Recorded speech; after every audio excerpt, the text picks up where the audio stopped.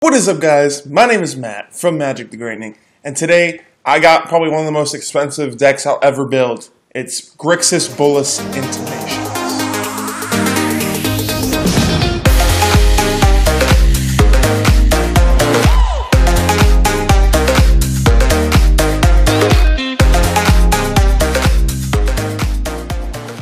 So it's a Grixis Bolas control deck. We're playing Dark Intimations as kind of our fun twist to the deck. Otherwise, it's your standard Grixis control deck.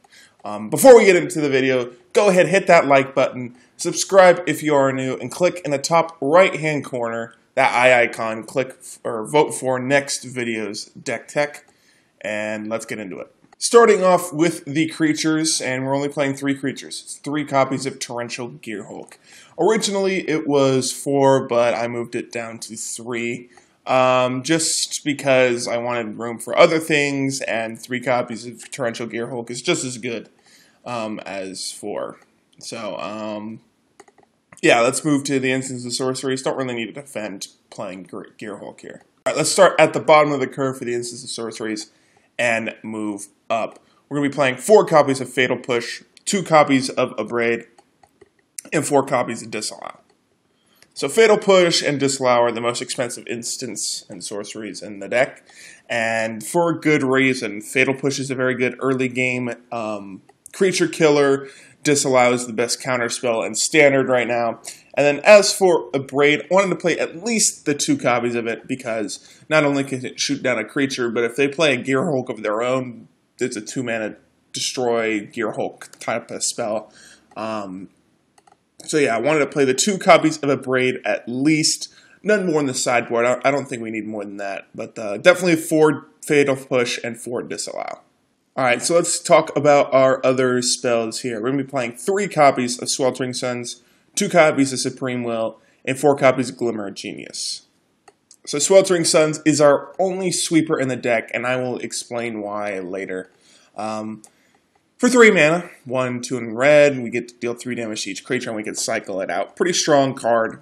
Kind of just gets rid of the smaller threats. If they're playing like a Monuments deck and they go super wide, this can help with that. Supreme Will is a counterspell or a better version of Anticipate.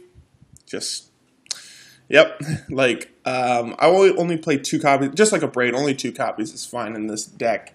I'd rather be playing 4 Disallow than 3 of both this and Disallow. So I went 4 Disallow and 2 Supreme Will for 6 total counterspells in the main board.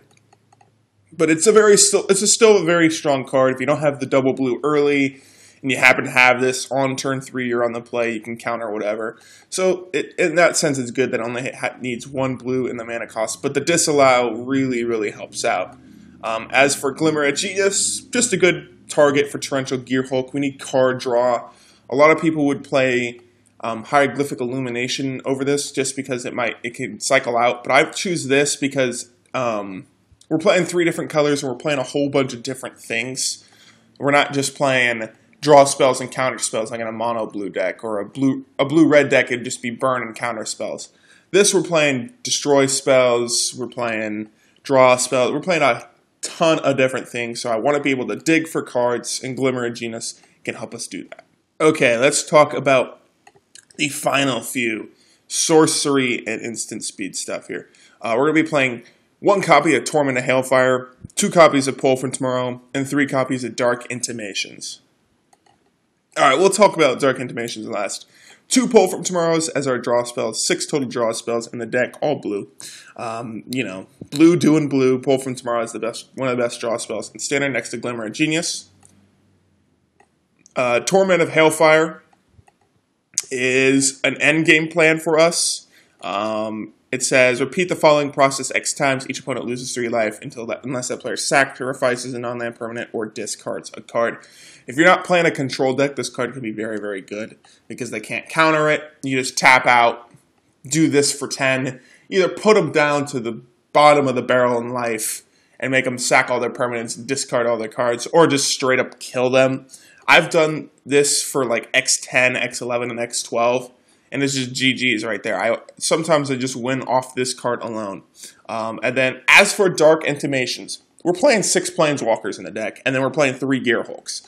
We're not too sad if they kill off one of our planeswalkers, or they mill one of our planeswalkers, or they kill our Gear Hulk, something, or they make us discard it for whatever reason.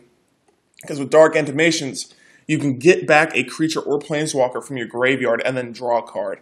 So essentially, if you say you play a Chandra and you could minus X, her minus X deals X damage. We'll get to the planeswalkers here in a second, but her minus X, or quote unquote ultimate, is minus X, and it deals X damage to each creature. You could do that for 4, which is how much loyalty she starts out with. The next turn, you Dark Intimations, get her back, and then your opponent's kind of screwed. But the real reason, excuse me while I play this card, is not only for the text for Grixis Bolas, and it's just a super fun card to play, but it makes your opponent sacrifice a creature and discard a card, which is very good late in the game. If you turn 5, you might not want to play this turn 5, but turn 5 on, if your opponent's playing like an aggro deck or a mid-range deck, they're going to have 2 or 3 cards in their hand. They're probably saving it for something. Not only does this make them sack a creature, but it makes them discard a card, and then we get something back from our graveyard and draw cards. So for 5 mana, we're doing 4 very powerful things. 4 very, very powerful things. So Dark Intimations is just a super fun card to play. It fits really well in this deck. On to the Planeswalkers, and let's get right into it. We're playing 2 copies of Chandra Flamecaller, 2 copies of Obnixilis Reignited, 1 copy of Jason Raveler of Secrets, and 1 copy of Grixis Bolas God Pharaoh. I know it's called Grixis Bolas Intimations, but we're drawing a lot of cards in this deck. It's a control deck. You're eventually going to draw into him. If not, you can draw into the other 5 planeswalkers we have. The reason I'm not playing 2 copies of Grixis Bolas or Jace is because I just didn't feel the need to. It's kind of like playing an Ulamog in a deck that's not ramping or trying to cheat him into play. It's a 7-mana planeswalker. And if you have him in your hand the first few turns, it's a dead card. Eventually, he's a great top deck. You hit him with a Glimmer of Genius. You hit him with a Pull from Tomorrow. That's super sweet. And as for Jace, he just doesn't do what Chandra and Obnixilis do. Obnixilis can draw you cards. He can destroy a creature. He has a game-ending ultimate. Chandra can put 6 power on the board, refresh our hand, and sweep the board. So each one of those planeswalkers is super strong in our deck. But Jace kind of draws us a card. He can bounce a creature, and he does have a, not immediate, but a game-ending ultimate, right? Because they have to play a spell, and the first spell gets countered, and they have to play another one. But it just didn't feel the need to play 2 copies of it. So I kept 1. He's still a very good planeswalker. And then the same for Grixis Bolas. Didn't want to because I don't want him a dead card in our hand. Kind of just something to draw into. Kind of like why I'm playing the 1 copy of Torment of Hailfire. Alright, let's get to the land. 26 land. Here's the list. I'm not going to say it out loud. I'm playing a whole bunch of different things. The most expensive card, I guess, is Spirebluff Canal. 4 copies cost you about $35. Blue-red dual lands are always expensive, and I hate that because I love blue-red. But anyway, let's move to the sideboard. Sideboard time. Most of the stuff in here is against combo-based and control-based matchups.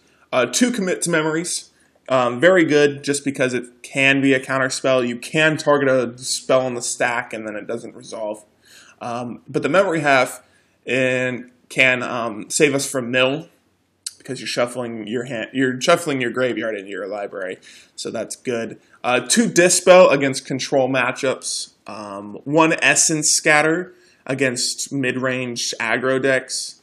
3 Lost Legacy against combo decks. Now, the problem with Lost Legacy, is it can't hit artifacts, and then that you're going to need Dispossess, which is basically the same thing as this card, but it hits only artifacts. So I played Lost Legacy over this just because it can really hit anything. You could even sideboard this in against Mill, take out a Fraying Sanity. They have like a super strong, like a Metallurgic Summonings deck, but it can't hit things like Gear Hulks or Dynavolt Towers or anything like that. So it's kind of, I chose Lost Legacy over Dispossess just because there's more non-artifacts than artifacts. But anyway, that's 3 copies of Lost Legacy. 2 copies of Negate against control decks, combo decks, I don't know, other things. Yeah, Negate's really good in the standard. 2 Sphinx against control. We want our stuff resolved. We want like a huge Torment of Hailfire would be super sweet to resolve. So Sphinx can help us do that. And then 3, Transgress the Minds against combo and control. Hand Disruption is very strong against control.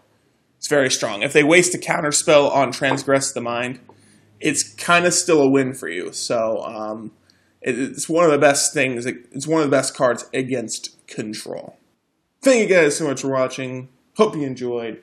Go ahead, click top right corner eye icon, vote for next videos, deck tech. Go ahead and leave a like if you enjoyed. Subscribe if you are new. We're on our road to 1,500 subs. We're almost there. We're past halfway. So thank you guys so much for watching, and I'll see you in the next one.